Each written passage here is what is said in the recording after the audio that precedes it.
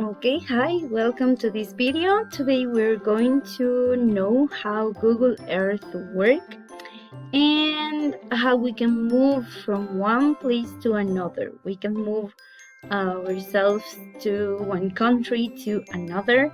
So you go to your searcher and you write Google Earth. We're going to choose the first option, and here we're going to like the planet and we can move around.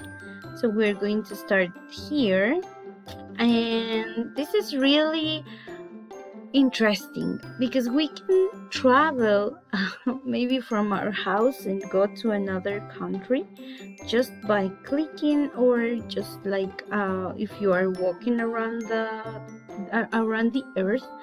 And if our students just like, okay, what's your favorite country, for example, they can move around this picture, but it simulates the planet. So this is really amazing, because we can see together and travel together wherever we are. So here we are going to move like people, or if we want to zoom it, this is our location. And yeah, this is how Google Earth works. Okay, we can travel from one country to another one if we don't have a physical globe. So this is really amazing. This tool really help us to learn about mountains, lakes, I don't know, forests around the world. And we can travel from our seats, from our chairs, and this is really good.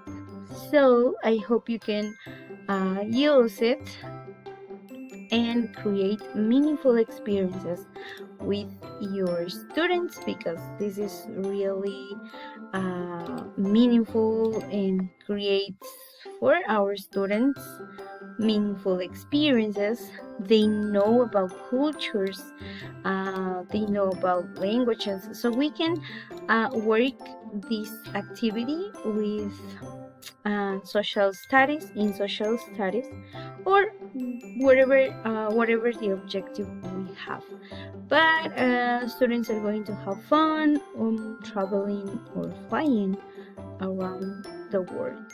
So try to use it and apply it in your classroom.